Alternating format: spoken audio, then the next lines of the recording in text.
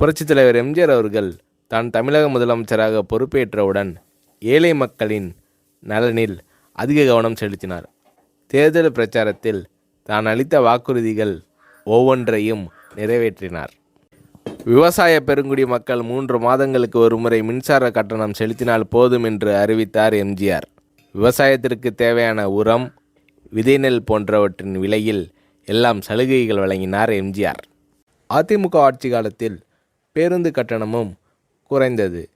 மாணவர்களுக்கான சீசன் டிக்கெட்டில் கிட்டத்தட்ட 30% சலுகை தரப்பட்டது.